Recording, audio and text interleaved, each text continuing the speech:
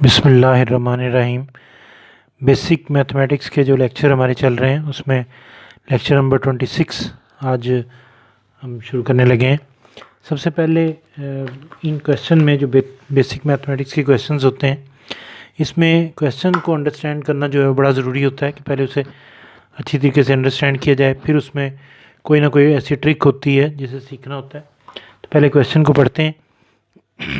Lecture number 26 है, In a bag, the coins of 50 paisa, 25 paisa and 10 paisa are in the ratio 2:3:5। पहले इसको understand करते हैं, इतने हिस्से को।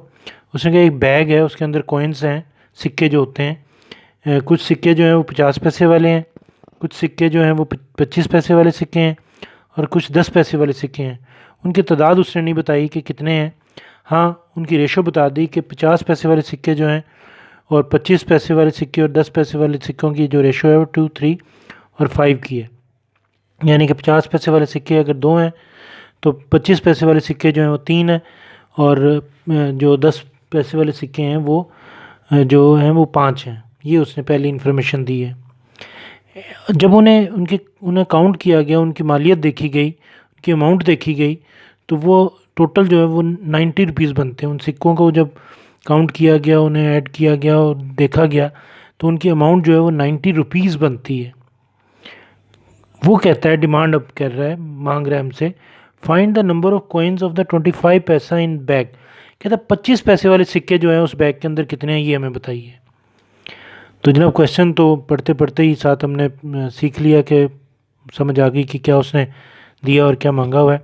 बस इसमें एक पॉइंट याद रखिएगा, जो ट्रिक है इसमें रेशो की। अगर आपको कुछ चीज़ों की रेशो पता चल जाए और उनकी एक्चुअल वैल्यू जो है वो आपने पता करनी हो, तो उसके लिए तरीका ये होता है कि किसी एक अपनी तरफ से किसी नंबर से मल्टीप्लाई करते हैं। अब वो नंबर तो हमें पता नहीं होता, तो हम सपोज कर लेते हैं कि वो नंबर जो है एक्स वाई टी वगैरह कुछ सेलेक्ट कर लेते हैं, और उस नंबर को इन सबसे बारी बारी मल्टीप्लाई करते हैं। वो उनकी तादाद आ जाती है in term of that number जो हमने सोचा होता है। तो इसमें बैग के अंदर जो है कुछ कॉइन्स पड़े हुए हैं। मैंने फिगर से थोड़ा सा समझाया कि उसके अंदर कुछ सिक्के पड़े हुए हैं। उसमें 50 पैसे वाले सिक्के भी हैं, 25 पैसे वाले सिक्के भी हैं, 10 पैसे वाले सिक्के भी हैं। अब मैंने लेट कर लिया कि वो नंबर जो है वो एक्स है। एक्स से इन तीनों को मल्टीप्लाई किया। जब इन तीनों को बारी बारी एक्स से मल्टीप्लाई करेंगे तो वो उनकी अमाउंट, उनकी तादाद आ जाएगी कि वो कितने कितने जो है तादाद में है इन टर्म ऑफ एक्स। तो क्योंकि यहाँ पे 2 था 50 पैसे वाले सिक्के, तो मैंने लिखा नंबर ऑफ कॉइन्स ऑफ 50 पैसा। 50 पैसे वाले सिक्के जो हैं, कॉइन जो हैं, उनकी तादाद जो है वो 2x है यहाँ से देखते हुए। तो यकीनन आप समझ गए होंगे ये किसके लिए था, 25 पैसे वाले सिक्के के लिए। तो 3x किसका आंसर होगा, number of coins of 25 paisas is equal to 3x। और नंबर ऑफ कॉइन्स ऑफ 10 पैसा, 10 पैसे वाले सिक्के जो हैं उनकी तादाद कितनी होगी, 5x। अब ये तो हमने सपोज कर लिया कि इतने इतने होंगे, उनकी मदद से जो उसने रेशो में दी हुई थी। अब आ जाते हैं जनाब कि इनकी अमाउंट कितनी होगी। अब अगर तादाद में 50 पैसे वाले सिक्के तादाद में 2x हैं, तो उसको 50 से मल्टीप्लाई करेंगे तो वो जो जवाब आएगा वो उसकी अमाउंट आ जाएगी कि 50 पैसे वाले सिक्के जो हैं उनकी अमाउंट कितनी बनती है, तो वो 100x आ गया। इस तरह 25 पैसे वाले सिक्कों को 25 को मल्टीप्लाई कर दिया 3x से। 3x is the amount of the 25 पैसा कोइंस। उसको 25 से मल्टीप्लाई करेंगे तो वो 25 कोइंस के जो अमाउंट है वो आ जाएगी हमारे पास। ये अमाउंट आ रही है, ये पैसे आ गए हमारे पास, ये भी पैसे आ गए, ये भी पैसे आ गए। अब उसने कहा हुआ है कि जब उन्हें सारों को अमाउंट को देखा जाता है तो वो जो टोटल आंसर है वो आ जाता है 90 रुपये। अब हम देखते हैं कि हमारे पास क्या आता है। Total amount is equal to 100x, 75x और 50x। इन्हें ऐड किया तो ये आ गया 225x।